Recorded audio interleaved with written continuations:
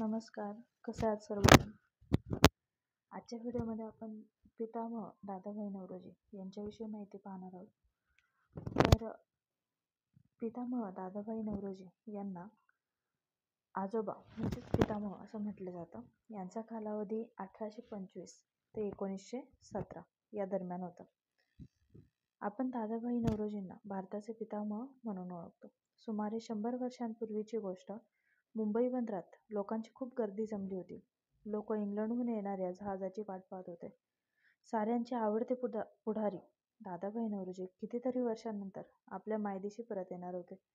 त्यांच्या दर्शनास लोक उत्सुक झाले होते. जहाज मुंबई बंदरात आले. दादाभाईंना पाहताच लोकांनी त्यांचा जय जयकार केला. शेकडो हार पडले त्यांच्या गळ्यात. एवढ्या उत्साहाने लोक त्यांचे स्वागत करत होते. याचे कारण काय? तर कारण जाणून घेऊयात आपण. तो काळ होता इंग्रज राजवटीचा. इंग्रज लोक आपल्या देशावर राज्य करत होते. आपल्या देशातील पैसा अनेक मार्गाने त्यांच्या देशात घेऊन जात होते. आपला देश दरिद्री होत चालला होता. हे दादाभाईंना सहन झाले नाही. ते इंग्लंडला गेले. तेथे अनेक व्याख्यानं दिली. त्यांच्या इंग्रज मित्रांनाही त्यांनी पटवून दिले की हिंदी लोक कर्तबगार आहेत, हुशार आहेत, मेहनती आहेत. त्यांना तुम्ही कंगाल नका करू. त्याचा परिणाम चांगला होणार नाही. इंग्लंडमध्ये जाऊन खंबीरपणे असे सांगणारे दादाभाई हे पहिले पुढारी.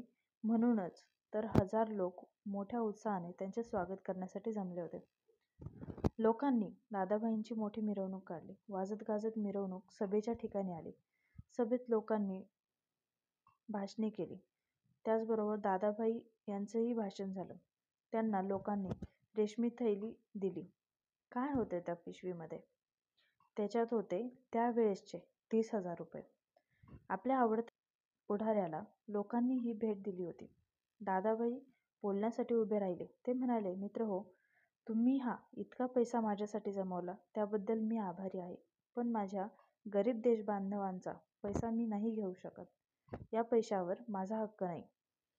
या पैशाचा उपयोग त्यांच्यासाठीच करा. दादाभाईंचे मन आपल्या गरीब देशबांधवांसाठी तळमळत होते. इंग्रज आपल्या देशाला कंगाल करत होते हे त्यांना सहन होत नव्हते. पुन्हा ते इंग्लंडला गेले. तेथे पार्लमेंटच्या निवडणुकीमध्ये ते उभे राहिले. निवडणुकीत त्यांना यश मिळाले. पार्लमेंटमध्ये निवडून गेलेले ते पहिले भारतीय होते. पार्लमेंटमध्ये जाऊन त्यांनी जोरदारपणे भारताची बाजू मांडली. आपल्या देशाला तर त्यांना 3 वेळा काँग्रेसच्या अध्यक्षपदाचा बहुमान मिळाला. अशा प्रकारे राष्ट्राने त्यांचा गौरव केला. दादाभाई आपल्या देशबांधवांना सांगत, एकजूट करून स्वराज्य मिळवा. स्वराज्य मिळवल्याखेरीज आपली गरिबी दूर होणार नाही. भारताला स्वराज्याचा मंत्र देणारे दादाभाई हे पहिले पुढारी होते. म्हणून आपण त्यांना मोठ्या आदराने राष्ट्राचे पितामह असे म्हणतो.